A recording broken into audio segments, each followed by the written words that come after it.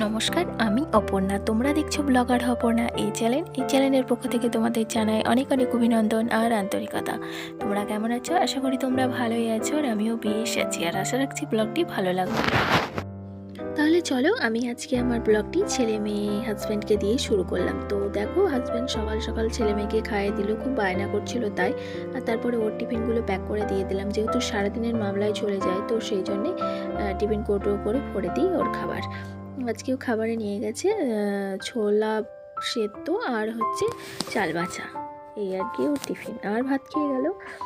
আর তারপরে এখন আমি চলে এসেছি ছেলেকে একটু পড়াতে। তো একটু পড়ানো অভ্যাস না করলে তো হবে না, শুধু প্রাইভেটের ভরসায় রেখে দিলে হবে না, বাড়িতেও একটু প্র্যাকটিস করাতে হবে। যেহেতু সামনেই ওকে স্কুলে ভর্তি করব, তো সেই জন্য ওকে প্রাইভেটটা দিয়েছি, যাতে প্রাইভেটটা বাড়ির যে আলাদা জিনিস সেটা বোঝানোর জন্য, পড়াশোনাও একটা মানে করতে হয় সেরকম একটা কিছু বোঝানোর জন্য বাচ্চাদেরকে ফার্স্ট টাইমে প্রাইভেট দিয়ে শুরুটা করেছি। তো যাই হোক, লেখাটা শিখে গেছে, আর লেখার উপর লেখা ঘুরে যে লিখতে হয় সেটাও কিন্তু শিখে গেছে অনেকটা। তবে প্রত্যেকটা অক্ষর এখনও পর্যন্ত লেখা শিখেনি, তো আর কি আস্তে আস্তে শিখে যাবে। আর তারপরে দেখো, এখন চলে এসেছি সবজিগুলো কেটে নিতে। তো আজকে আলু করলা ঝোল করব আর আলু পটলের তরকারি। তো আজকে এই দুটো মেনু হবে, তো সেই জন্যে ঝটপট করে কেটে নিচ্ছি। আর আজকে রান্নার তাড়া নেই, কারণ হাজব্যান্ড তো সেদ্ধ ভাত খেয়ে গেছে আর মুড়ি নিয়ে গেছে, তো সেই জন্যে। তো যাই হোক, আমাদের খাওয়ার তো ব্যবস্থা করতে হবে, তো আমি ভাবছি উচ্ছে আলুর যে রসাটা করব সেটা দিয়েই মুড়িটা খেয়ে নেব। আর তরকারিটা হয়ে থাকলে ছেলে মেয়েও খেয়ে নিতে পারবে। যদিও বা ছেলে মেয়ে পছন্দ করে না, তবুও আমি ওদের স্বাস্থ্যের দিকে খেয়াল রেখে অল্প একটুখানি দেওয়ার চেষ্টা করি, আর সব কিছু খাওয়ানোর চেষ্টা করি বাচ্চাদেরকে। এখন থেকেই যদি বলে না এটা খাবো না, এবং সেটা যদি না দেওয়া হয় তাহলে আর কখনোই কিন্তু খাবে না। যাই হোক, সেই খেয়াল রেখেই আমি করলাগুলো কিন্তু ওদেরকে, করলা আলু ঝোলটা অল্প হলেও খাইয়েছি। আর তারপরে দেখো, ছেলে বায়না করছিল আপেল কেটে দাও, আপেল খাবো, তাই ওকে আবার আপেলটা কেটে দিচ্ছি। আর ওইদিকে করলা আলুর যে ঝোলটা করব সেটা অ্যাকচুয়ালি করলাটা তো ভাজতে বসিয়ে দিয়েছি, এখন আলুটা কেটে নিচ্ছি। তো আলুটা কাটা হয়নি, তো এভাবেই মানে আমাকে এক এক করে করে নিতে হয়, মানে গুছিয়ে করতে পারি না। যদি এবার আগের দিন রাত্রে গুছিয়ে করি তাহলে কিন্তু হয়, যেহেতু আগের দিন রাত্রে গুছিয়ে করতে পারছি না, তো সেই জন্য এত তাড়াহুড়া লাগে, একটা করে কাটি আর একটা করে রান্না করি। তো এইভাবেই করে নিই। আর তারপরে দেখো, ওই ফোড়ন দিতে ভুলে গেছিলাম, তাই ওইভাবে করলাগুলো সরিয়ে একটুখানি তেল দিয়ে না ফোড়নটা দিয়ে দিলাম। আর তারপরে যে আলুটা কাটছিলাম সেটা কেটে ধুয়ে দিয়ে দিলাম। তো এইভাবে আর কি, যখন আমার মানে গুছানো না থাকে এভাবে করে নিই। তো রান্না করে খেতে হবে, তাই তো। তারপরে দেখো, এখানে জামা কাপড় গোছাচ্ছি, আর পাড়ার একটা দিদি এসে আমার সঙ্গে গল্প করছে, তাই কিছুটা গল্প করে নিলাম। তারপরে এখন জামা কাপড়গুলো ভাঁজ করে রেখে দিচ্ছি। আর এই গ্রিল বারান্দাটা সম্বল, মানে কিছু কিছু জামা কাপড় বাইরে পরার জন্যে এই জায়গাটায় রেখে দেওয়া। তো বেশ সুবিধা গ্রিল বারান্দা একটা থাকলে পরে বন্ধুরা, মানে জামা কাপড় ভিজা থাকলেও মেলা যায়, শুকনো থাকলেও যদি মনে করি ওইখানটায় ভাঁজ করে রাখবো সেটাও সম্ভব। আর এই যে যেমন বলা তেমন কাজ, করলা আলুর তরকারিটা হয়ে গেছে। তারপরে আমি যে পটলটা ভাজতে বসিয়ে দিলাম, পটল আলুর তরকারি করব। তো আজকে তো এই দুটো পদই, তারপরে তো আর কোনো আমি পদ করিনি। তো পটলটা একটু ভালোভাবে ফ্রাই করে নিলাম, তারপরে এই যে আলুটা দিয়ে দিচ্ছি। আর আলুটা দিয়ে দেওয়ার পরে না ভালোভাবে ভেজে নেব। তো আমি আজকে এইভাবে রান্না করেছি। পটলটা ইচ্ছে করলে ভেজে আলাদাভাবে তুলে রাখতেই পারতাম, কিন্তু করিনি, প্রত্যেকদিন ওইভাবে করি, তাই আজকে এইভাবে করলাম। আর তারপরে আমি আমার ব্রেকফাস্টটা সেরে নিচ্ছি। তো আর ভাত তো খুবই কম খায়, মানে কদাচিৎ না খাওয়ায় ধরতে গেলে, যেদিন খায় না দুবার ভাত, সেদিনকে শরীর প্রচণ্ড ভার হয়ে যায়। আর আমার ওয়েটটা বেশি, তো তো সেই জন্য একটু আমাকে খেয়ালটা রাখতে হয়। আর এখন থেকে যদি স্বাস্থ্যটা আমি নষ্ট করে ফেলি না, ভবিষ্যৎ অন্ধকার আছে। তো সেই জন্য একটুখানি স্বাস্থ্যের দিকে খেয়াল রাখি। এমন কোনো অসুবিধা হয় না যে খুব খিদে পায়, খিদেতে মরে যায়, তেমন কিন্তু কোনো ব্যাপার নেই। তোমরা চাইলে করতেই পারো। আর তারপরে দেখো, এখন আমি চলে এসেছি ওই চাদরটা বার করবো। মানে আলমারিতেই তো চাদর থাকে, অবশ্য এক গাদা চাদর নেই, মোটামুটি 3-4টে, আগে একটা ছিল, এখন 3-4টে হয়েছে। তো যাই হোক, ওই ব্লু কালারের চাদরটা পরিষ্কার করব, তো তাই এই চাদরটা বার করে নিচ্ছি। আর বালিশের রোয়ারগুলো আছে কাচবো না, মানে ওয়েদারটা খুব একটা সুবিধার না, মানে সেরকম যে চঞ্চলা রোদ সেটাও না, আবার রোদ হচ্ছে সময় সময়, ছাওয়া হচ্ছে, মানে যে কোনো মুহূর্তে বৃষ্টি আসতে পারে। বালিশের রোয়ারগুলো এক্সট্রা এখন খুঁজে পাচ্ছি না, মানে কোথায় যে রেখেছি তাড়াহুড়োর মধ্যে, আর গুছিয়ে না রাখলে এরকমই হয়। তো সেই জন্য আমি চাদরের মধ্যে না বালিশের রডগুলো ভাঁজ করে রাখি। তো সেটা যেহেতু হয়নি, তাই আর কি এখন কি করব, ভুল যেহেতু হয়ে গেছে কিছু তো করার নেই।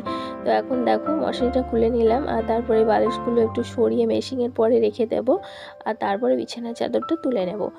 তো আমার যেহেতু মেশিনটা আছে, তো মেশিনে তো সেলাই করা হচ্ছে না, কারণ ওই মেশিনের ফিতেটা ছিঁড়ে গেছে, তো সেই জন্য আর কি। আর তারপরে দেখো এখন আমি চাদরটা তুলে নিচ্ছি, এটা সার্ফে ভিজিয়ে কেচে দেবো। আর তারপরে এই যে বিছানার ওপরটা একটু ঝেড়ে নিচ্ছি ভালোভাবে, যদি ধুলো থাকে তো সেই জন্যে। আর যা রাস্তার সামনে আমার জানালা, কি বলবো, সারাক্ষণ জানালা খুলে রাখি। এবার জানালা যদি লাগিয়ে রাখি তাহলে তো ঘরের পজিটিভ শক্তি ঢুকবে না, তাই না? সকালবেলা ঘুম থেকে উঠে জানালা দরজা খুলে দেওয়া উচিত, যতই ধুলো ঢুকুক না কেন। আর তাই আর কি আমি ধুলো ঢোকার ভয়টা করি না। তো আমি জানালা দরজাটা খুলেই রাখি, যাতে বাইরের আবহাওয়াটা একটু ভেতরে ঢোকে, আর ভেতরের যে আবহাওয়াটা সেটা বাইরে চলে যায়। তো বিছানা তোলার সময় তো জানালা লাগিয়ে রাখি, নাহলে ওই যে সূর্যের আলোটা প্রচণ্ড ফোকাস দেয়। তো তাই আর কি। আর পটল আলু তরকারিটা বসিয়ে দিই, তো বিছানাটা তুলতে আমি গেছিলাম, এখন এসে দেখছি হয়ে গেছে। তো ভালোই হলো না, এক কাজে দুই কাজ হয়ে গেল, আর একদম পারফেক্ট পটল আলুর তরকারি। এবার বাকি কাজগুলো সেরে নিলেই হলো, বলতে ভাত হতে কিন্তু বাকি আছে, মানে বড় কাজ বাকি আছে। কড়াইয়ে ভাতটা আজকে বসিয়ে দিলাম, কেন বলো তো, আর এক্সট্রা আমি একটু করলাম না, করলে তো সে আমাকেই মাজতে হবে। তো প্রত্যেকটা গৃহিণীকে আমার মনে হয় একটু বুঝে শুনে কাজ করলে না সুবিধা হয়। তো যাই হোক, আর তারপরে দেখো এই ছেঁড়া চাদর নিয়ে আমার ছেলে এইখানটায় খেলছে, তো ভাবলাম এটা একটু ক্যামেরাবন্দি করি, তাই করলাম। আর তারপরে রান্নাবান্না পুরো কমপ্লিট। এবার ছেলে মেয়েকে খেতে দিয়ে দিয়েছি, মানে ভাতটা হয়ে গেছে, বুঝতেই পারছো খাওয়াচ্ছে যখন। আর দেখলি তো করলা দিয়েছি কিনা, মানে করলা দিয়েছি, অল্প হলেও দিয়েছি। তো সেটা দিয়ে আমার ছেলে সোনামুখ করে খেয়ে নিচ্ছে, আর না খেলে একটু বকাছকা দিয়ে খাইয়ে দেবো। তারপরে একটা ক্লিনজার বানিয়ে নিচ্ছি, এই যে এটা দেখেছো, এটা মানে কী বলে, হ্যান্ড ওয়াশের বোতল। তো এটাতে আমি না প্রায় দিনই সার্ফের জল, লেবু জল এগুলো ভরে রাখি। তবে কিছুদিন যাবৎ ভরা হচ্ছিল না, তাই আর কি দেখাতেও পাচ্ছিলাম না ক্যামেরাতে। তো তাই এখন আবার ভাবলাম না, এটা করেই রাখি, আলস্যি করলে চলবে না। নিজের সংসারের কাজ যেহেতু নিজেকেই করতে হবে, আলস্যি করলে নিজেরই ক্ষতি। তো যাই হোক, ওইটা দিয়ে দেখো এই ঝুড়িগুলো মুছছি, তো কী সুন্দর চকচক করছে। মানে ক্লিনজারটা এত ভালো, যদি এবার খাবার সোডা থাকতো না তাহলে একটু বেশ ভালো হতো, কিন্তু যেহেতু এটা ছিল না, তো আর কি করা যাবে। তো দেখো এটা দিয়ে লবণের কৌটোটা যেহেতু 14 বার নাড়ি, আর হলুদের কৌটোটা, তো সেই দুটো ভালো করে মুছে নিলাম। মুছে নেওয়ার পর ঢাকনাগুলো মুছে রেখে দিলাম, তারপর তেলের বোতলটাও জায়গা মতো রেখে দিলাম। আর তারপরে এসে যে প্লেটটা একটু মুছে নিলাম, এর উপরে না দুধটা জাল দিয়ে আমি দুধের বাটিটা রাখি, যেহেতু প্লাস্টিক পাতা টেবিলের উপরে গলে যাবে, তো সেই জন্যে। তো যাই হোক, দেখো কিছু কাজ রান্নাঘরে শেয়ার করলাম, তারপরে এখন চলে এসেছি আমি ঘরটা মুছে নিতে। ওইদিকে কিন্তু বাসন ধোয়া বাকি আছে, ওইটাও ধুতে হবে। তো যাই হোক, ভাবলাম ঘরটা আগে মুছেই নিই, তাই ঘরটা মুছে নিচ্ছি। আর ঘরটা মুছে নিচ্ছে, এদিকে দেখো আমার মেয়ে আর ছেলে মিলে ঘরে বসে বসে কার্টুন দেখছে। তো ওরা তাই করে।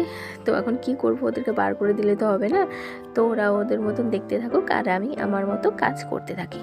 তো দেখো আমি ঘরটা এবার মুছে নিচ্ছি, মানে ওই ঘরটা তো মোছা হয়ে গেছে, এবারে এই গিটির বারান্দাটা মুছে নেব, আর কিচেনটা মুছে নিলে কমপ্লিট। আর আমি একবারে মুছে নিই, আর এঁটোটা কিন্তু আগে অবশ্যই তুলে নিই। তো তুলে তারপর এঁটো জায়গাটা মুছে নিই, তারপরে আমি আসি কিচেন পরিষ্কার করতে, যেহেতু এঁটো কাটার ব্যাপারটা থাকে না। তো যাই হোক, দেখো এই যে এই টেবিলের তলাটা এইভাবেই আমি পর্দাটা সরিয়ে সরিয়ে ঝাড়ু দিয়ে নিই। তারপরে আজকে শ্যাম্পু করেছি অনেক দিন পর, সেই যে কাশি হয়েছে তারপর থেকে ভালো করে না স্নান না কিছু, কোনো রকমের জল ঢেলে যেন তো উঠে পড়ি। তো যাই হোক, আজকে ভাবলাম মুড়ি বাঁচি যেমন তাই হোক না কেন, আজকে শ্যাম্পু করেই ছাড়বো। তো যাই হোক, করেও নিয়েছি। তারপর একটু সিরাম ইউজ করছি, সিরাম বলতে ওই যে সিল্কেন সাইন, ওইটাই আমি ইউজ করি। এবার গরিবের সংসারে আমাদের এটাই অনেক, বন্ধুরা। তো যাই হোক, এখন চুলটা আঁচড়ে নিচ্ছি, আর চুলটা দেখো কীরকম শাইনিং দিচ্ছে, সিল্কের শাইনটা দেওয়ার পরে দারুণ শাইনিং করে, আমার চুলে তো বেশ শ্যুট করে। আর তারপরে আমার মেয়ে স্নান টান করে এসে আবার টিভি জুড়ে নিয়ে বসে গেছে। তারপরে এসছি বন্ধুরা একদম সন্ধেবেলায়, আমার ছেলে নিয়ে এসেছিলো ওই আজকে তো অক্ষয় তৃতীয়া, শুভ অক্ষয় তৃতীয়া বন্ধুরা, তো সেটার জন্য লাড্ডু। তারপরে বন্ধুরা আর ভিডিও শ্যুট করিনি। তাহলে চলো প্রতিদিনের কথাগুলো আবারও বলছি, যদি আমার ভিডিওর কোনো অংশ ভালো লেগে থাকে তো অবশ্যই তোমরা লাইক কমেন্ট শেয়ার সাবস্ক্রাইব করে দিও, প্লিজ প্লিজ প্লিজ বন্ধুরা। তাহলে ফাইনালি দেখো, আর আমার আঙুলটা কেটে গেছে। আজকের মতো এইটুকুই, দেখা হচ্ছে আগামীকাল। ততক্ষণ তোমরা সকলে খুব ভালো থাকবে, সুস্থ থাকবে, আর হ্যাঁ, আমার কথা কিন্তু ভুলবে না। তাহলে চলো, আর হ্যাঁ অবশ্যই কিন্তু দেখবে ব্লগার হবো না এই চ্যানেল। নমস্কার বন্ধুরা, ভিডিওটা শেষ করে আবার আসলাম। অ্যাকচুয়ালি সন্ধ্যেবেলা একটু কীর্তনে গেছিলাম, তারই একটি ভিডিও ক্লিপ। তো ফাইনালি টাটা।